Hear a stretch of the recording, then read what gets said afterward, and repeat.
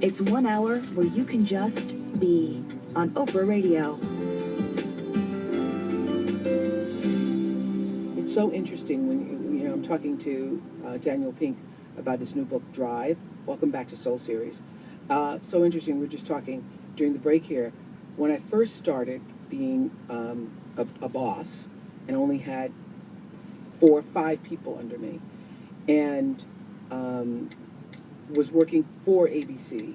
I didn't own the show at first, and ABC didn't want to pay, or the station, the local station here, didn't want to pay the producers what I thought they deserved to be paid. I remember having a dinner for them, and at the end of the dinner having rolls. I wasn't so creative then, so I had rolls of toilet paper on the table, and inside the roll of toilet paper I'd put $10,000 each for each person. Wow.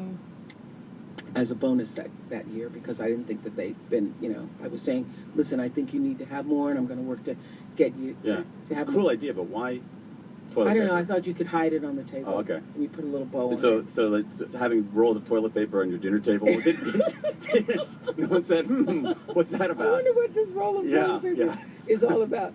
But I would have to say, that was very satisfying to me. That was very satisfying because I thought, reward for job well done. Right.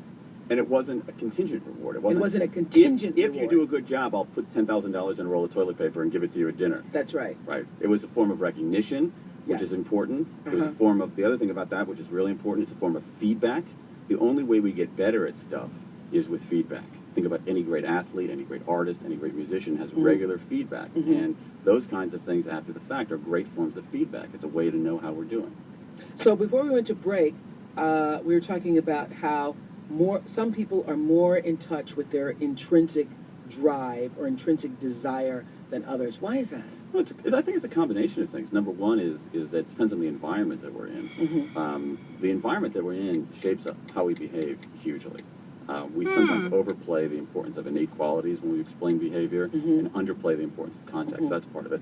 The other thing is that we're an accumulation of experiences. So if you have the chance to be autonomous and self-directed early on, then you're more likely to continue it. So if you go to, a lot of our schools are pretty controlling and carrot and stick oriented. And so if you sort of go through that regime and then you go into a company, organization that's very carrot and stick oriented, eventually you begin to say, okay, I guess this is how the world works. And when you realize that this is not the best way to do it, then you have to unlearn a lot of behavior. And unlearning, the only thing harder than learning is unlearning. Well, if you were to look at a tabloid or any, almost any magazine right now, you would think that it appears that external motivators, fame and money and power are as strong as they ever were. In Drive, are you suggesting that this is not the case? I'm suggesting, well, I think it is still the case. I'm suggesting that you might need to re-examine this. Because, Daniel, really, if you just pause a minute, I just think it's gotten crazy. I think the celebrity, wannabe, reality TV culture has lost its mind. And I think there's a sense that our culture more broadly has lost its mind. And so you have that going on. At the same time, you have people looking at what's going on and saying, what's happening here? Isn't there a better way to lead our lives? And I think that idea that there's got to be a better way, I think that idea is palpable out there right now. It's not on the front page of the tabloid magazines, but it's out there around kitchen tables where people are having these conversations. And I think it's pushed a big part by the baby boomers. I think the baby boomers are about to unleash a tsunami of purpose as more and more of them hit age 60. Really?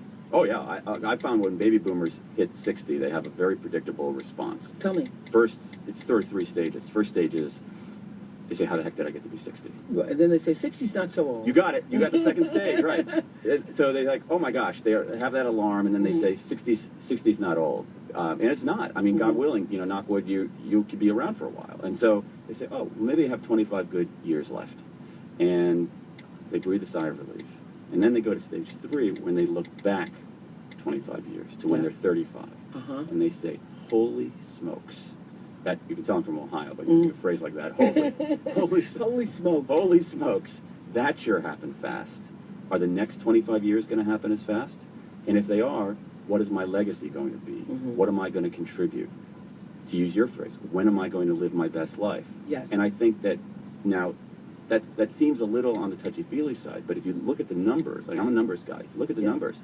This is going on at a scale. Right brain is all touchy-feely. That's what we are. I'm with you. Here's the thing. I'm a left brain, non-touchy-feely guy saying, you're going to rule the world. Just help me make it. If you look at the numbers, it's astonishing. This is unprecedented in human civilization. You have 78 million baby boomers. And if 78 million? 78 million. But here's my startling factoid. You have in this country 100 baby boomers turning 60 every 13 minutes in this country. Oh my God. 100 boomers having those kinds of conversations. Oh my gosh, I'm 60. What am I going to do for the final chapter of my life? When am I going to step up and do something that matters? What is my legacy going to be? When am I going to live my best life? This is going on at a scale that we haven't seen before. 78 million. 78 million. So, in the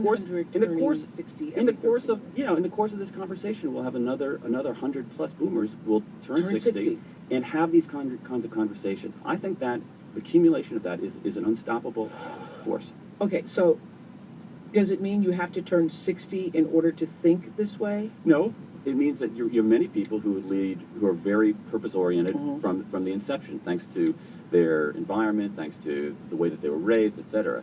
But I think I think the alarm really goes off at 60. I don't think you have to be 60, but I think when you start reckoning with your own mortality, that is a moment when I think people really begin saying, okay, what's it all about? And so you're saying the 78 million boomers who are going to turn 60, all the boomers are getting older, that's going to change what? It's going to change a lot of things. I think it could change business. I think it could change society. There's a notion out there done by a group called Civic Ventures that says that we usually think of our sort of cycle as education, work, retirement. And what they're seeing evidence of is boomers especially going education, work, encore careers, retirement. Encore careers could be for pay, but about something that matters. Something teaching in a school, something, helping somebody out. And if you run is that the paradigm shift?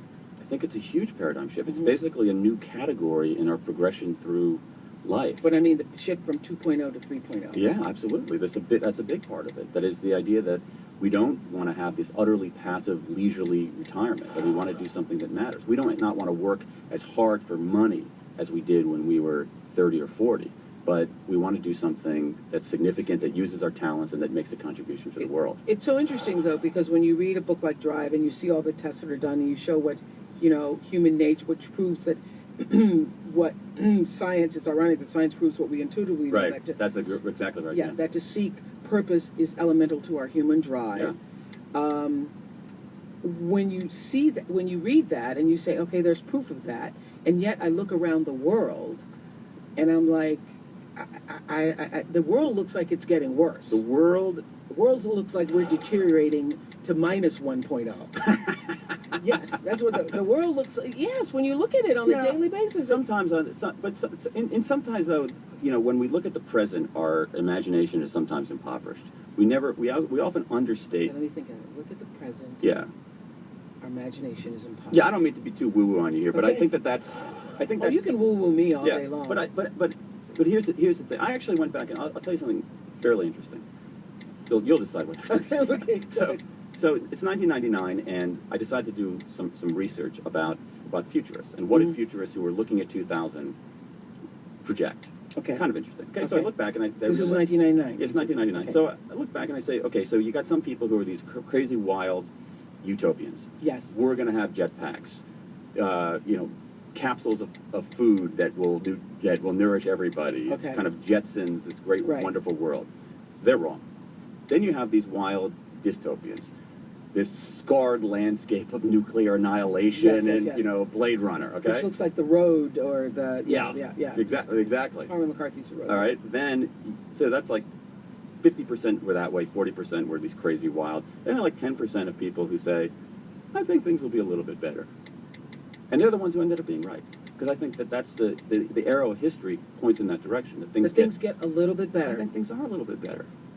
I think we have this kind of false nostalgia for the past. And if you just think about, would you want to be a 40-year-old woman today or 50 years ago? Please.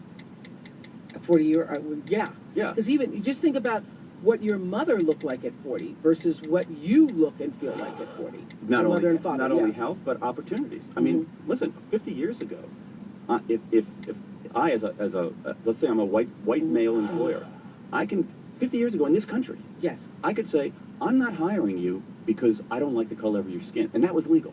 I'm not hiring you because you're a woman. Okay? The 1964 Civil Rights Act said, we don't do that anymore. Absolutely. And so things get a little bit better. Think about, 25 years Well, ago. for me, they got a lot better. Being a woman and a black person, Sure. oh my God, But I think, hallelujah, yippee-yi-yay. well, think about 1985, not that long ago. I mean, AIDS then in the United States was a death sentence. Right. Now in this country, at least in other countries, it's sadly true. You're in this right. country, Things are so much better. No. Things are a little bit better. A little bit better. That's how it works. Things get a little bit better. If you had said things get a little bit better, I think that's human nature. I think that we move toward greater autonomy and self-direction. We make things a little bit better. That's our story. I think that's also, with the risk of being chauvinistic, I think that's also the American story. You're absolutely right. It is our story. Imperfect. Yeah. But a little bit better. You talk about type X's. Yeah. And type I. Type. Just talk a little bit about that. Sure. Those are just kind of two different orientations. That is, someone who demonstrates type X behavior is more oriented toward extrinsic things, prizes, fame, money, than the internal joy of doing something. And type I's are the reverse. They're motivated more by internal desires rather than these external incentives. Now, it doesn't mean that type I's don't cash their paychecks, and it doesn't mean that type X's hate everything that they do. But those are two very different orientations. And